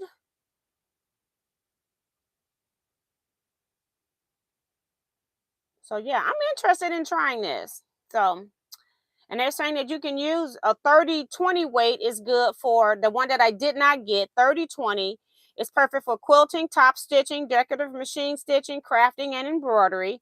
You're going to use a US 10 to 14 needle. 50-20 weight, which is the one that I got, is perfect for sewing garments, quilt piecing, quilting, bobbin fill, heirloom sewing, applique, and construction seams. And you're going to use a US 12 to 14 needle. So you need to make sure when you're using this or testing this out that you got the correct needle. So I had only gotten the brochure at first, and then I go, let me go get this thread. So that's the third thing that I got.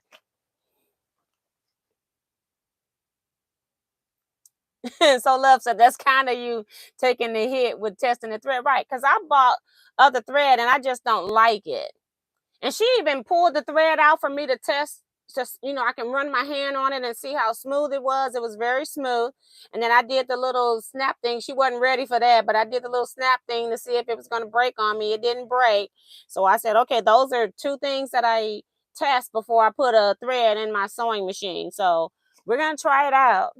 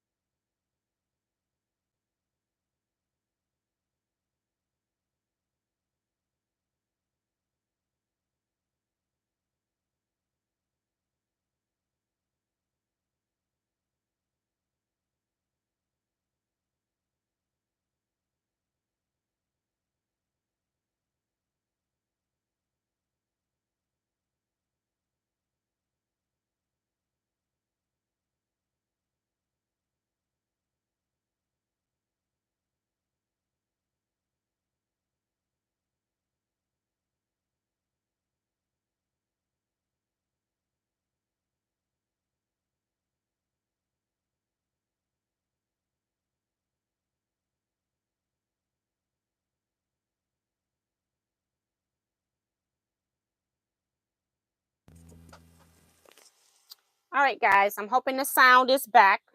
I had Kevin and my husband telling me the mic went out, so that's great. So thank you, guys.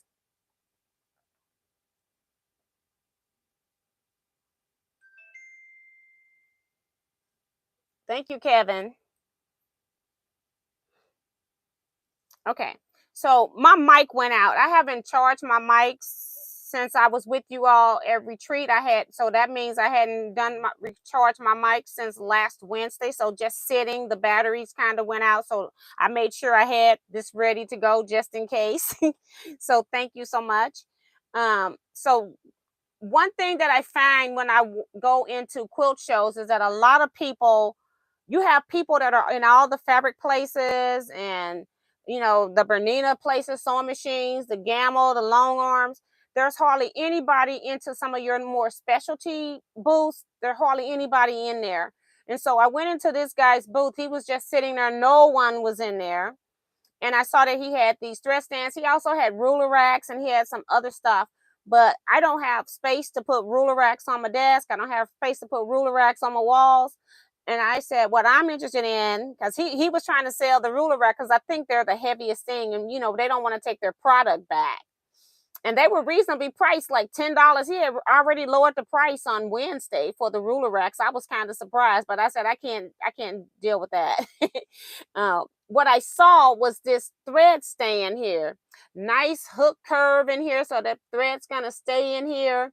It's very tall, so it's got room to untwist, because you know thread is twisted as it's wound on the cone, so it's got time. This is pretty tall, so it can take a very tall spool as well, because I have spools that are taller than your regular sewing things, and so this one sits up there and it's about 3/4 of an inch. This right here is from the top. My regular spools that I piece with, I haven't put my stuff up from Quilt Retreat, so let me see if I can find one quick here. This is my regular thread spool. You can see the difference in the thread spool. So sometimes I have this one and my other one only comes to here, so it's kind of wobbling around up here a little bit. So I did like that this was taller. And then he made it he knew he was coming to a show, so he made it so that this part here would twist out, but it's really tight. So I don't have to, I didn't even take it out. I just left it in the bag, but I'm pushing it back in there now. But this piece can come out. So he says if you're going to like classes or something, retreats, that it's easier for you to travel with. So he did make this removable. This one is glued in. Now, if you're not going to travel, don't want this glued in, you can go ahead and glue this in yourself. But he does have a tight fit to it. Oh my gosh. My other one went out.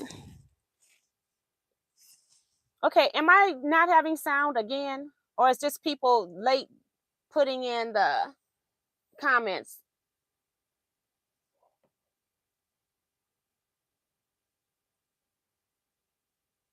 Betsy says she hears me. Thank you, Betsy and Kevin. Thank you. I think they're just, I tell you all, sometimes I get comments late here, so I don't know what's going on. But, okay, they're just coming in late.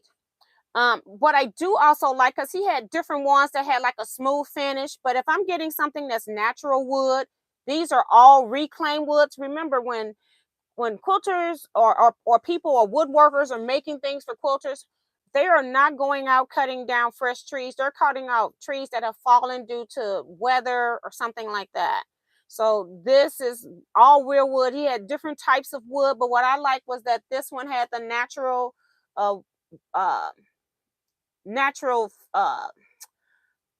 side to it. It wasn't all sanded like the other side. So he left this birchy part, or I don't know what you call that, of the tree, still the bark part of the tree still there, the bark of the tree. Remember, I'm tired, guys. And I like that it's not square.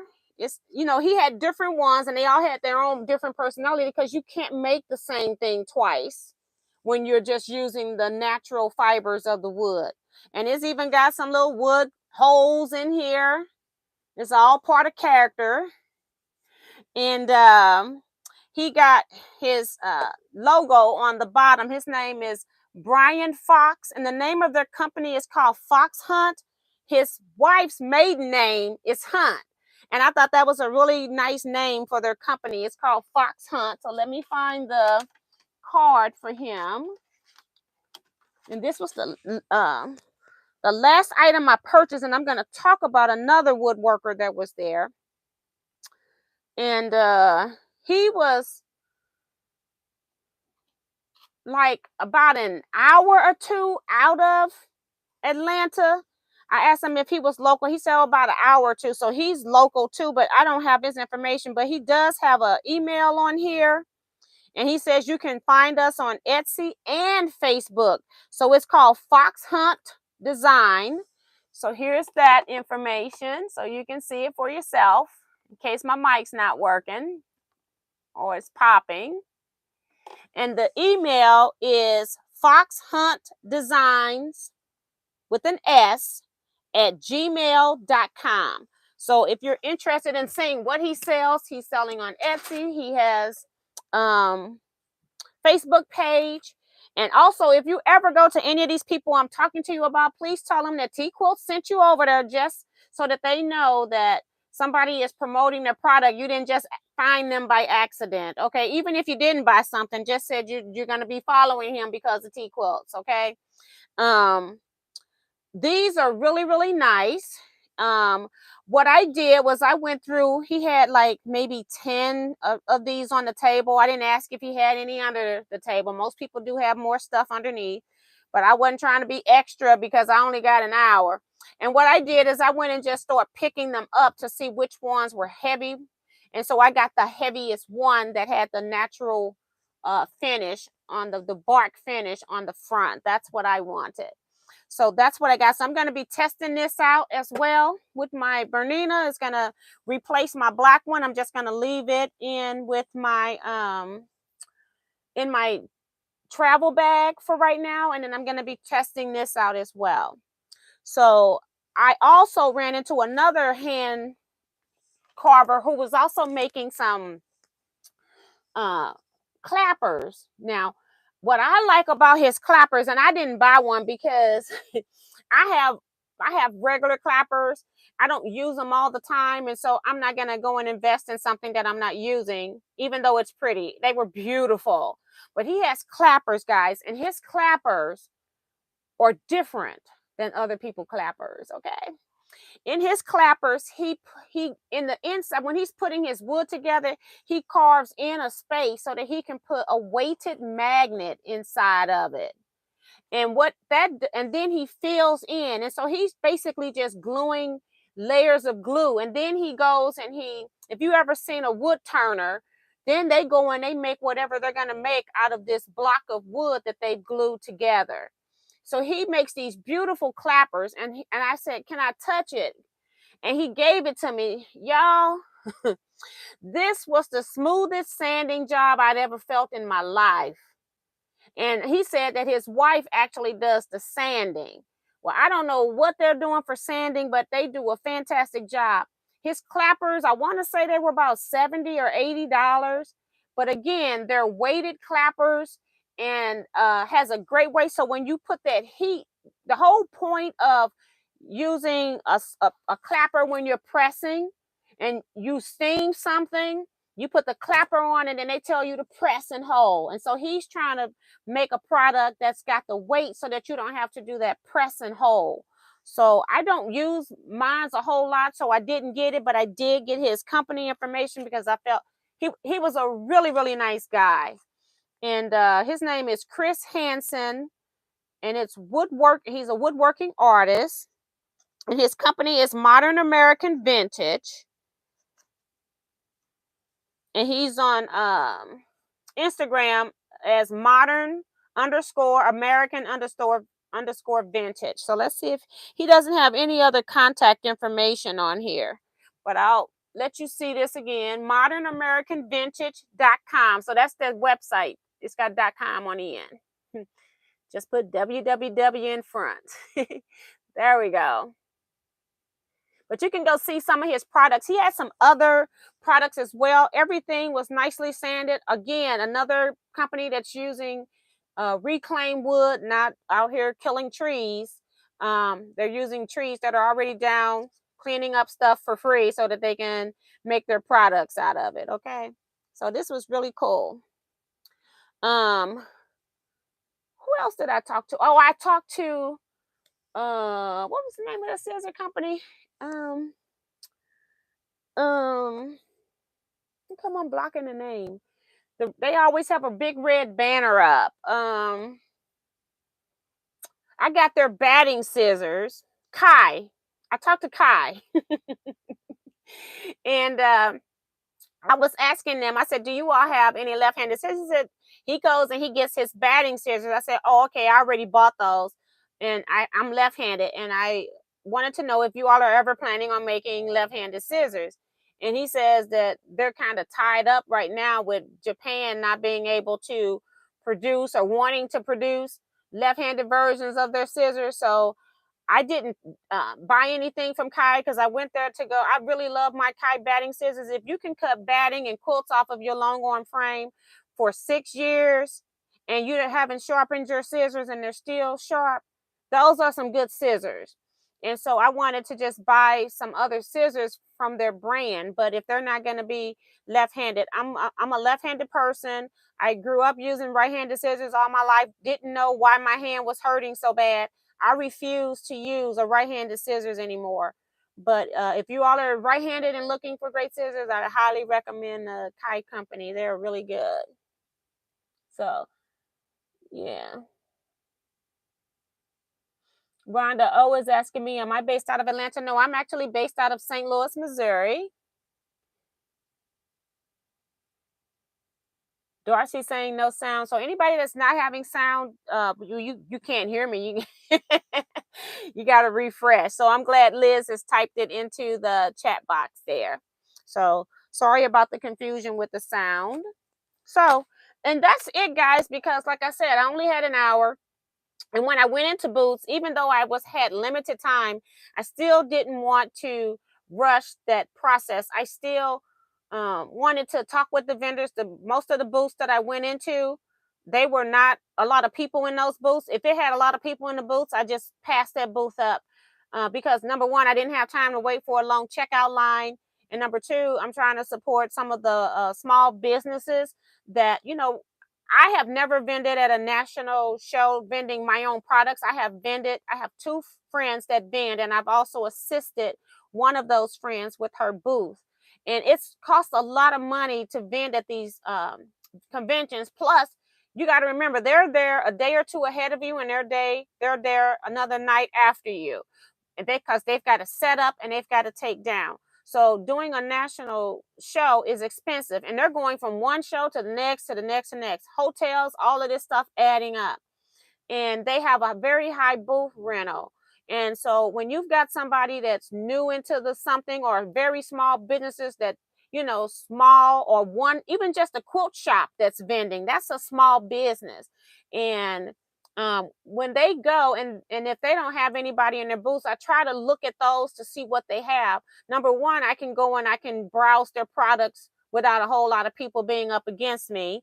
And number two, I can try to find something in there that I can buy to support that small business. I think we all got to help each other in that way, because otherwise, if we don't, the quilting products are not going to be there for us, and everything for them keeps going up. And so then they have to in turn go up. And the pattern that I bought was only a $10 pattern. So it was like, most patterns are 12, 15. I saw some patterns that were $16.99 for the same type of pattern and didn't have a pretty cover as this pattern that I bought for $10. So, and it didn't have, this pattern has color all the way through as well. So I've seen pay $10 for something and only had color on my front page, and that was it. So I try to look at what they're presenting to me, how they are communicating with me. And then I just tell them, I just want to buy something so I can share your company with my people on YouTube. I love companies that are very personable. And like I said, this booth left a 15 or so. I don't know what this girl's age is. She was not an adult. And I even asked her, because you never assume. I said, is this your company? And she says, no, it's my mom's company. I'm just watching it for her. And because I wanted to make sure. And I just said, well, and I don't take any photos and pictures of their booths because I'm not trying to steal product from them or have anybody steal product from them. So, but yeah, I just did what I could do in 4 hours. I probably spent this was $50. It was originally $60. I think it was marked down because he wasn't selling a whole lot of stuff. Because, as I said, people were walking past his booth. So this was $50. My jacket was $85. The pattern was $10, and the thread here was $25. That's all the money I spent.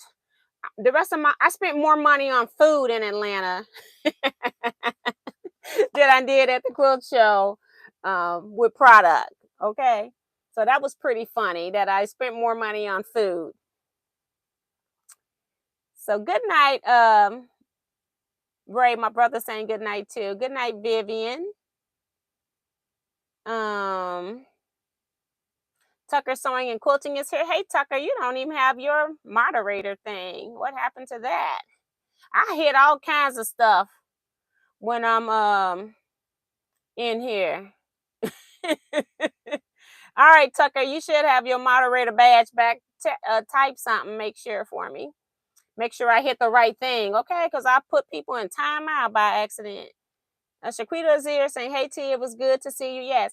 I saw Shaquita. She was the only one that I saw first instead of everybody else seeing me. And I was like, Shaquita, we both going. Shaquita went instantly into a hug, even when it's supposed to be COVID. But it's like, once I've met Shaquita, seen her a couple times now, we're friends, so we can hug. But yeah, it was so wonderful. That was the highlight of this group, was how many Teaquilters I met. And the surprise, I never did tell y'all who the surprise person was that I wasn't expecting to be at the quilt show, was Paula S. She comes in the chat sometimes. I was on my way out on Wednesday evening and saw her and her husband. And I said, oh my God. And it's so funny because Paula going, hey, Miss T. And he's like, yeah, I have to listen to you morning and at night.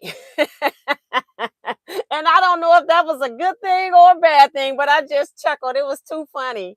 But that was really cool to see Paula. She actually came to my retreat last year, and she actually came by train. So it was a whole excursion, and she doesn't like to fly. And then her train was late because it was in June. And for some reason, the weather was really, really hot in the Midwest. It doesn't only get that hot that time of the year, but it slowed down the train. And they could never tell us when her train was going to actually make it in. So it was just hilarious. But yeah, it was she was my surprise one that I was surprised to see, because even though she's in the chat and all of that, I never knew she was coming. She never contacted me. So that was pretty cool. Tucker talking about, I'm feeling blue, laughing out loud. That's funny. I don't know whatever happened to it. Sue is letting you all know that it's 484 days until the greatest retreat of all times. Yes, and I had people at the show asking me about retreat as well. So it was I met one of my Canadian quilters. I want to say her first name is Claudia. So that was very interesting.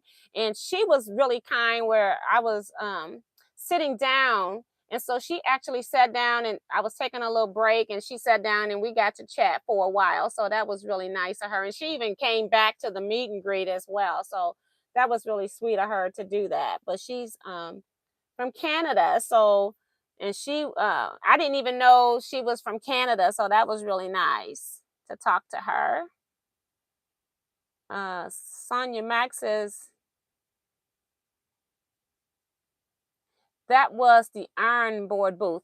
Okay, the ironing board booth, they had that what's the name of that iron? I'm blocking it. I don't remember stuff, because like I said, I only had an hour. I did stop and talk. I stopped at the Bernina place on the first floor, and they had the big iron that Jordan Fabrics. Jordan Fabrics don't have the iron. It's the Bernina shop. Bernina of Naperville has a YouTube channel. And she shows this iron that's I don't know what you call it, but it has its own big water tank, and it's all into the ironing board. And then it has a little fan, and you can blow the steam into your hand, and it's got major steam coming out, and the steam ain't gonna burn you on your hand. And I thought about buying that, and then it was like, Tijuana, you going on a Hawaiian cruise, and you need to pay for your cruise instead of buying. The ironing system is $3,500, and then they had it $1,000 off at the show. So I decided, you better not buy this. But I do like the system.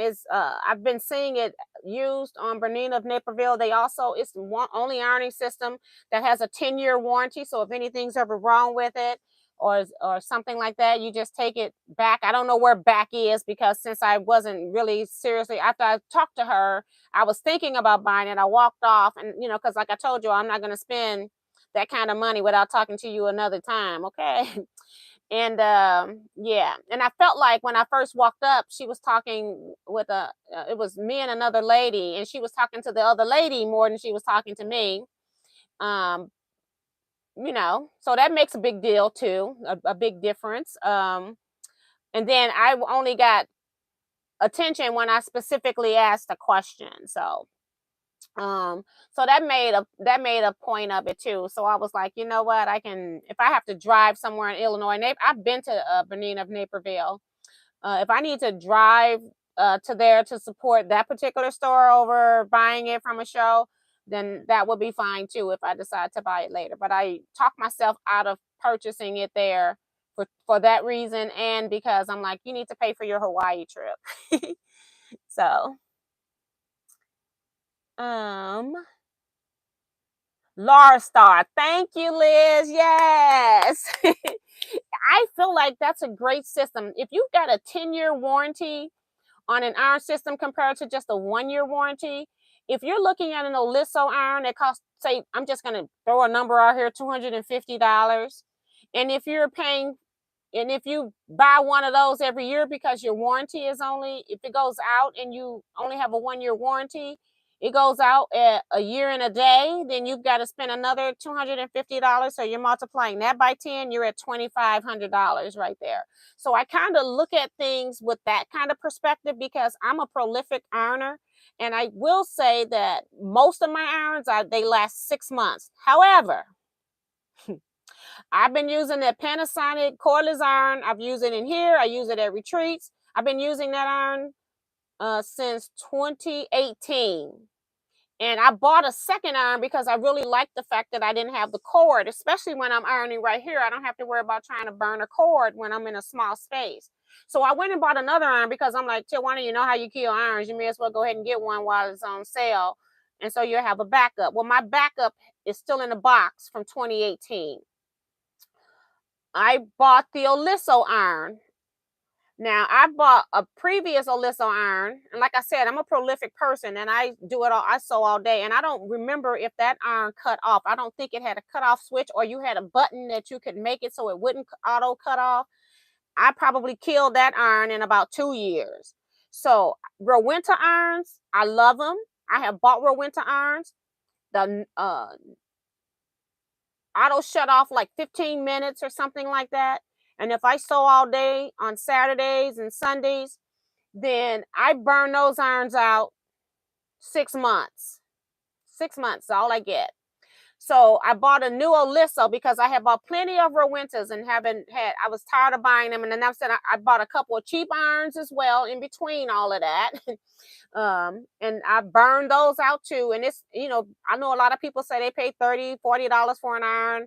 It's worth it to them to last 6 months, and they toss it when it's done, and they get another one. Well, when I like an iron, I like to keep it, because what I find is I can't get the same iron 6 months later because they don't make it anymore, or it's a different model, and you want exactly what you had because you like that. And it's going to be some kind of change later on the next iron.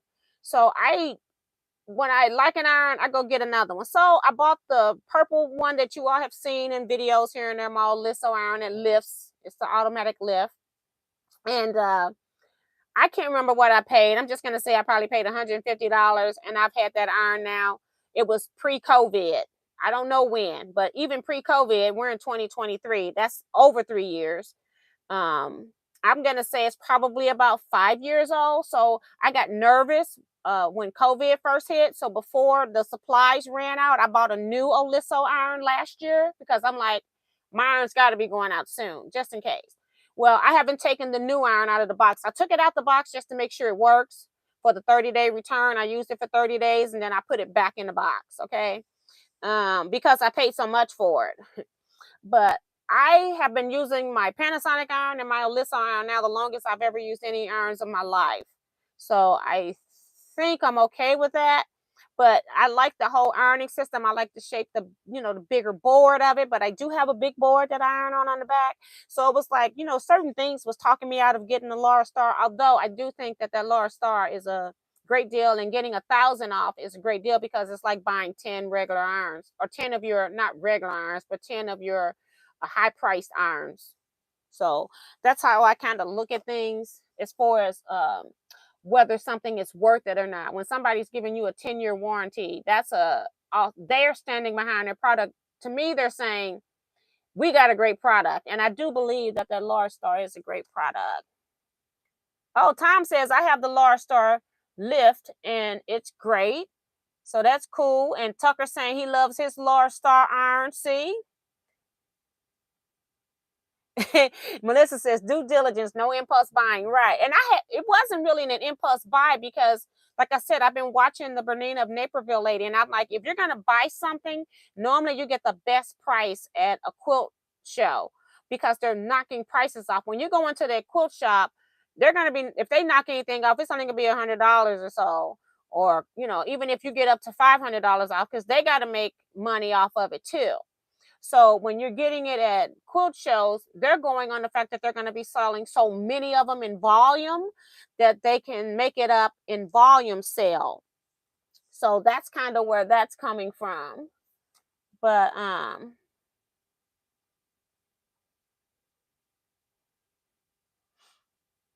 don't know which Rose is saying she don't care for that kind of conversation. I don't know what that kind is. And I don't know which topic we were on when that came on, so I can't elaborate on that comment. Helen Finaldi is saying hi. Hi, Helen. Deb says, what happened? I lost sound. Uh-oh. It's still working here. Okay, we still got power on this one right now. Tiffany saying, hi T, I'm late, but I was working hard. Glad you catch you now for however long. Yeah, we're going to be getting off here in a minute. But Remo says, I had to replace Panasonic cordless iron, died 6 months. It was replaced by Panasonic. And the thing is, thank you, Kevin. The thing is, Rose bought a Panasonic cordless iron after the pandemic. And I just feel like things have changed in a lot of things, and they'll probably change again once we get supply and demand back in order. But I feel like certain things, even automobiles, are not going to be made the same as they were pre-pandemic, because people have substituted parts. We don't know what they have substituted those parts with. You can make stuff out of plastic. We don't know what was metal before that's now being replaced by plastic that's not going to have the same stamina as what was in something before. So she and I had talked about her cordless iron going bad. But I'm telling you, I showed you a video when I got it. I still use it. It sits back here. It's just not here because I took it to retreat. Every time I go on retreat, I use that iron, and I use it all the time. And then I only go to the big systems when I'm at the retreat centers, when I'm pressing rows or the entire block or something like that. But as I'm piecing, I always use that Panasonic iron because I can just piece. That's what this little mat here is for. I keep a little small mat here so that I can do that, because I have very limited space here. But I just feel like things are not made the same on certain things when you're rating pre-pandemic, and after post-pandemic. So it's a lot.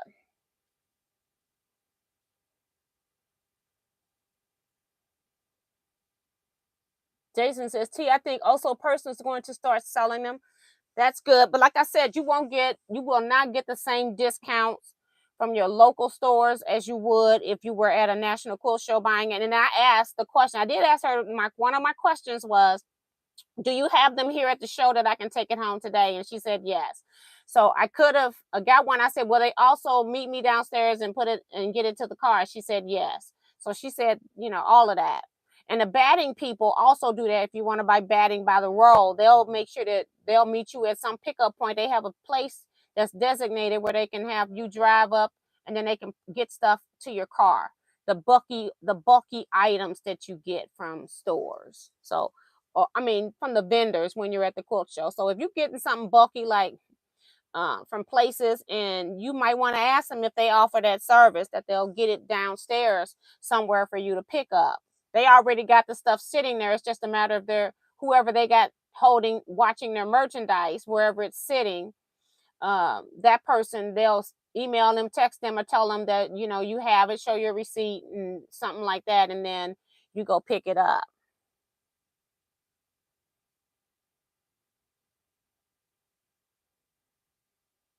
Tiffany says it's raining in Havasaw. Rose says, when you were talking to a salesperson and another person was standing with you, that salesperson did not address you by, no, she didn't. And I just, and I was seriously interested because, like I said, I was surprised to see the large star there. And I've always had it in the back of my head from Bernita Naperville that I wanted to do it. And that I might want to buy it. And so, but I've never followed through on it. And I never even knew the price of it. So, but I knew it was going to be expensive. I already knew that. So that wasn't the issue. But I just, and after I walked away and then I thought about it, I go, that probably this isn't the day to buy it. Even if you were going to get it, you can go get it. You can drive to Illinois and have a better experience. If you want to go get it, from some company that has good customer service. So, but thanks, Rose. I didn't know what you were talking about. But yeah, I feel like if I'm spending that kind of money, she was like, her body and everything was turned toward this lady. She never once turned towards me, and it was only two of us standing there. Now, she on one side of the board, we both are on the other side, and she got her whole body turned to this lady. I'm like, okay. So, yeah. Oh, one other thing came in the mail. Kathy Galen sent me a Christmas card that never came. And what's so funny about this card, I can't show it to you, but it's got a St. Louis postmark on it. It never even got postmarked on your side. They had to cancel your stamp out here. And they canceled it out on the 21st of February. But she mailed this card way before Christmas, okay? But I do want to take this out and just read her card because she sent it, okay? And this is the front of it. I almost forgot. And it says, wishing you peace and joy at Christmas time. Miss T, may your holidays be filled with peace, love, and happiness, and may your new year bring you every joy. Kathy. And then she's also known as Quilt Gal in the YouTube. So thank you so much. It's got a note in here.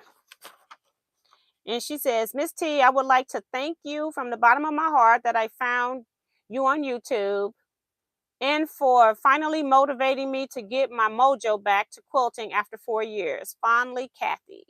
So that's really cool. So thank you, Kathy, for being here with us. We love it. We are a great community here. And she's got a PS here. Okay, this is for Kevin. So Kevin asked me what Kathy meant for you. I can talk to you after I get off the live if you're still up. This is a note for Kevin. All right. So that's it for me, guys. I'm going to probably wait like 10 minutes off this live for Kevin to contact me if he's still up.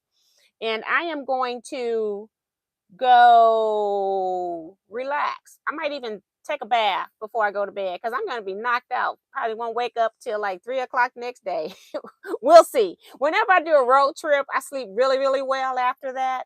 So I'm looking forward to however much sleep I get. If I don't fall asleep till 3 a.m. and then I sleep to 3 p.m., that's fine. I don't care what I get is what is going to happen. I'm not going to make myself go to sleep, but I'm going to go rest and lay down in the bed so that I can go to sleep. But thank you all so much. I appreciate everybody coming here. Appreciate the support from you guys. And we will see you on Wednesday at 7 p.m. Central Standard Time. We're going to be doing the late drawing for the optional blocks they were supposed to be done on Wednesday, but I was unavailable to do that. I got one more in. I didn't get as many this month, so I said, hey, hopefully I'll get some more in the mail, but I didn't get but one more while I was gone. So I think this block may have been a challenge for some people. So I didn't get many blocks mailed this month. So we're gonna go ahead and end here, guys. You all stay safe, be blessed, and quilt out, everybody.